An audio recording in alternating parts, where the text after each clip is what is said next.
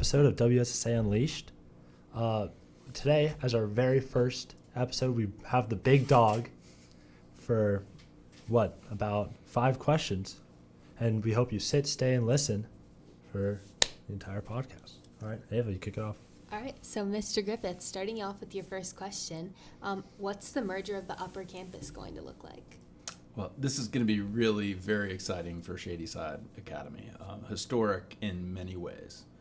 I think what the Shadyside community can look forward to seeing is a more connected community, for sure, a more sustainable community as well. I think we're going to embrace a school experience that is going to feature sort of enhanced identity and community building.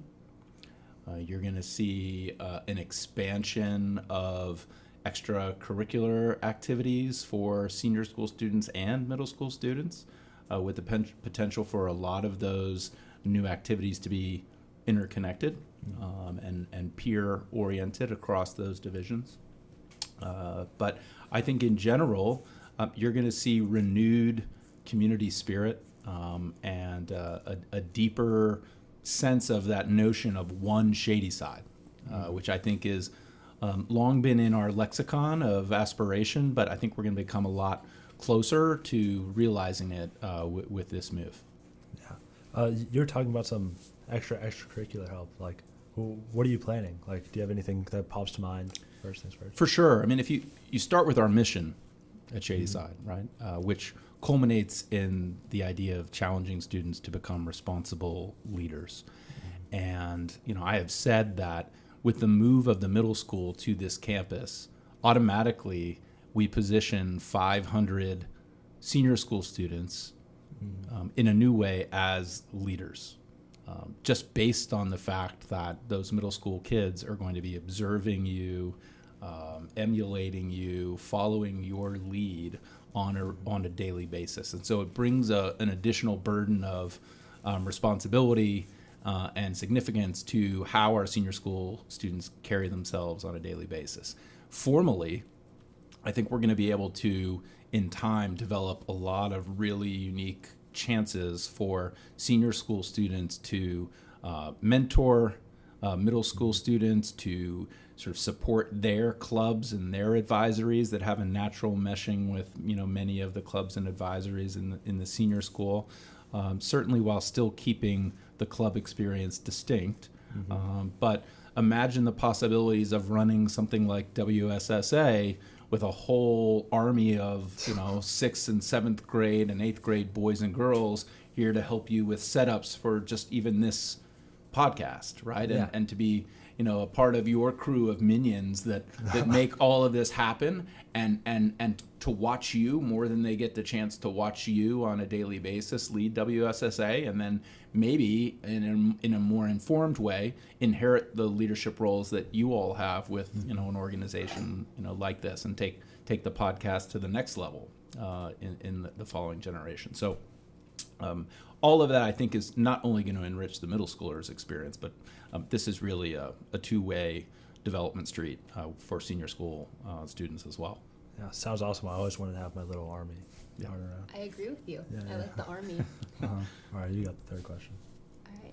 So what is going to be in the middle school building that has you excited? Is there any special classrooms or STEM places? For sure. I'll speak broadly initially and then get into some specifics. So one of the talking points that's been most effective for folks who are coming to understand this new building, every single classroom in it is going to be larger than the largest classroom that currently exists at the middle school that we've known for many years. And so the optionality that instructors will have in terms of the lessons and activities that they can run just opens up so much with space.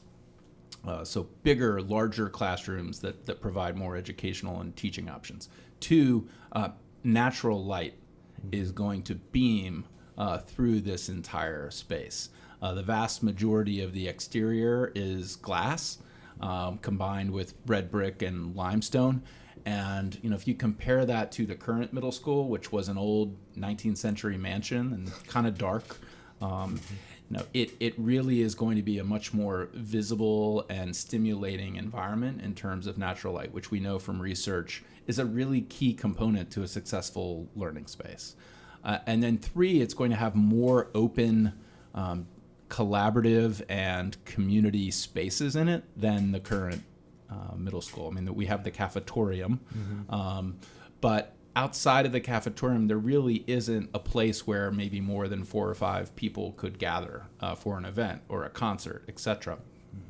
This new middle school, Rockwell Middle School, is going to have open teaming spaces on both the 6th grade wing and the 7th grade wing that are going to be gathering places. So instead of just sort of the classic double barrel hallway, in the middle of both of those major wings is going to be a large opening, similar maybe to what you see at Row Hall with the Benedum Student Center. We're going to have spaces like that now in the middle school, which we've never had before. In terms of specifics, there will be a fabrication and engineering lab, a STEM or space similar to the Glimcher Center.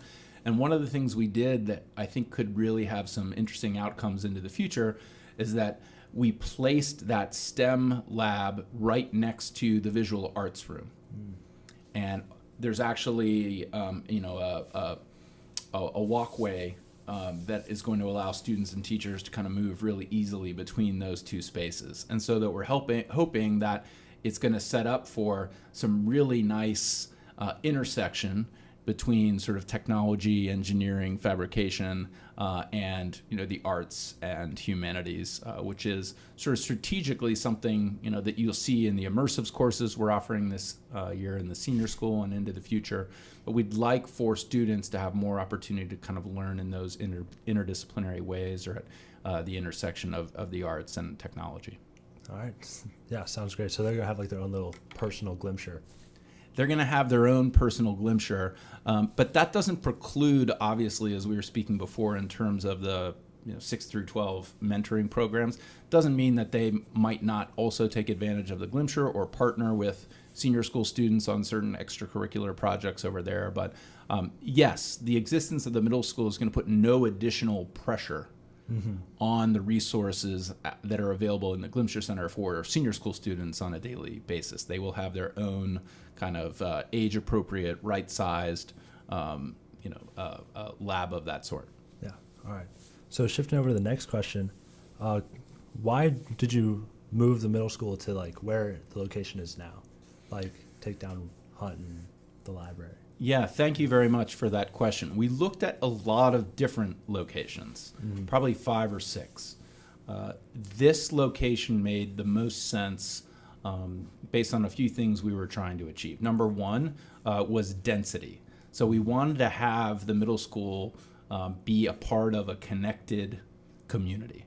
And so if we put the new middle school off on the far fields, right, we weren't going to achieve much along those lines. Or if we put it down the hill near athletics or closer to the front gates, it just wasn't going to work very well in terms of bringing people together and enjoying some of that connectivity. Number 2, and I sort of only began to appreciate this as I learned more about the building process and the infrastructure that's necessary to support new buildings. But it is a far more sustainable and less expensive way for us to build.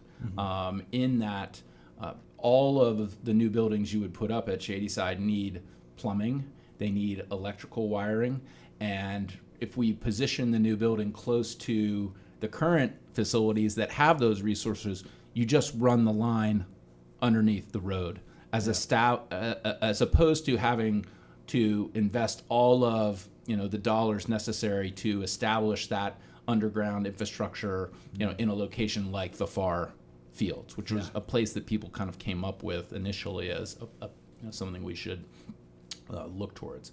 And then the other thing that made sense was that Hunt Hall and the senior school library, McCune Library, had really over time become more and more obsolete, given new developments, either in technology or in the physical plant.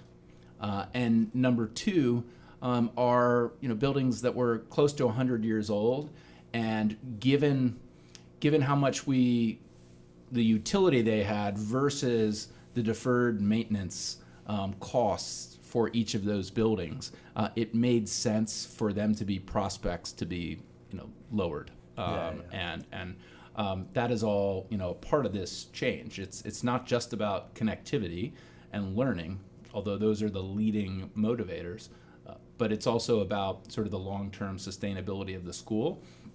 And part of what I'm charged with is to make sure that we are supporting kind of development and infrastructure decisions that's going to allow the school to be sustainable for another 50, 100 years. And at a certain point, when you get to the life cycle of buildings that in particular aren't delivering a ton of value for the school, given the current needs of students, you have to make some hard choices around that.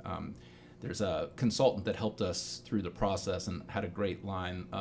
You cannot at a school treat buildings like family heirlooms. And sometimes schools get caught up into that trap and compromise their sustainability as a result. Yeah. All right, Ava, you want to go to the last question? Yeah, sure. So I know that a lot of students have the middle school on their minds right now, so where could they go for real-time updates? For sure. The website has a page dedicated to the campus master plan. In fact, I think you can access it from the very front page of the website. They're also very shortly here in the next 4 to 6 weeks, we will introduce a brand new website at Shadyside Academy. And that new resource in particular is going to have a deep repository of videos and articles and information for anybody that's interested in learning more about this change. So I also think that there's going to be a senior school assembly in the next 6 weeks or so, maybe right after spring break, where we'll bring together a lot of different contributors at the school to this project. So from facilities to fundraising to marketing and communications to teaching and learning that are going to come together and have, almost like an Ask the President, sort of Ask the Forum kind of dialogue with the senior school student body. Oh, awesome. Well, that's all the questions we got for you today, Mr. Griffith. All right. Well, let me ask the two of you one question. As you think about this move, what has the two of you most excited, and what to you is the biggest, question, or I don't even want to say concern, but what's the thing that you find yourself considering most for Shadyside with this move? All right, you want to start with me? You can start. All right. Well, this is something I'm really looking forward to. Well, it actually just got brought up with the little minions I could have around me. Do my bidding, write scripts. Anything I may need, anything that troubles me right now, I can just get an 8th grader to do it. It'd be awesome. But a question I had is that as a guy who lives kind of close to campus, I like to, wake up at 7:30, roll in at around 8. Is like that going to get time impeded by middle school traffic?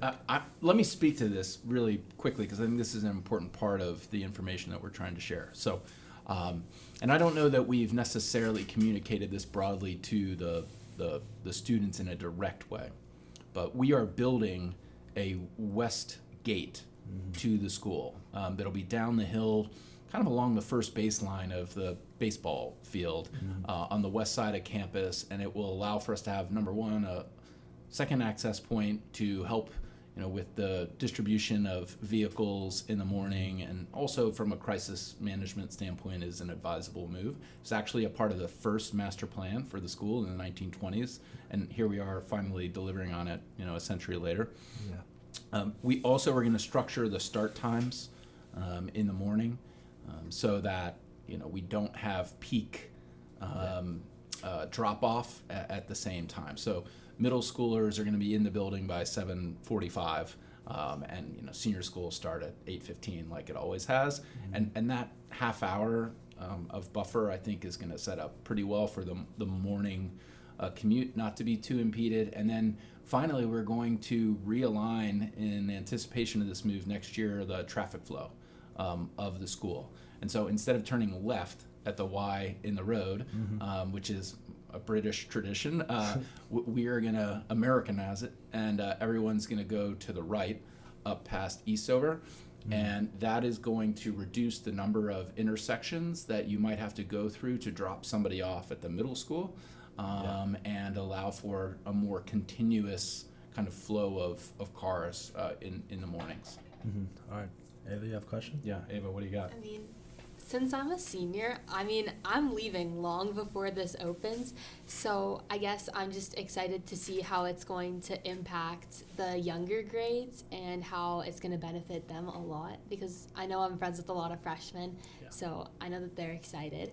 My question would be on the interaction with the senior school and middle schooler front. I know you're mentioning a few activities, but do you think there will be like academic projects that they'll get to do together? I would say at first that will be extracurricular, or if there are teachers that with intentionality really are committed to partnering along those lines. But in the first few years, I would imagine that it's going to be, more on the periphery, after school stuff, stuff in the mornings, and probably not rooted in the core curriculum, though I think we probably will create space for some kind of a peer leadership initiative that will be curricular and scheduled. We're going to work to ensure that the middle and senior school schedules, while not identical, have enough crossover in terms of open time and available space for those kinds of collaborations to work. So I think that's really important. But other than that, in the day-to-day, the new middle school is going to have its own dining hall. It's going to have its own library. It's going to have its own performing arts rehearsal spaces. And so you probably won't see, middle schoolers in the senior school buildings per se on a day-to-day basis, outside of the 8th graders who will take their science class in the McElroy. But in the class closest to the building, they'll kind of just come in the side door into that classroom. Will they also use the gym down there for their PE class? For their PE, I think when the weather is good, we've talked about PE taking place out on the quadrangle for the middle school, I think, which will be easy and accessible for them as the winter months come and temps get colder. I think yes, we absolutely will have middle school PE probably down in the gymnasium spaces, but I think the current middle school PE program has evolved as a result of the physical space resources that they have, and I think that we will adapt the program certainly to meet the kids' needs in that area, but also so that it's a sustainable and supportable program here, because it is a little bit of a walk down that hill, but not prohibitive. All right. All right, well, Ava and Sam, this has been a blast. Thank you for having me. Yeah, thank you, Mr. Griffith. You. Yeah. The inaugural podcast. What's the title of it again? WSSA Unleashed. I'm telling you, I am honored to be unleashed along with the two of you. So, and I appreciate, as an English teacher, the play on words there with Bulldogs. You're all very clever. Yeah, That's why you're here. Thank you, all right, sir. Thank you so much. Thanks, Mr. Griffith. Yeah, thank you.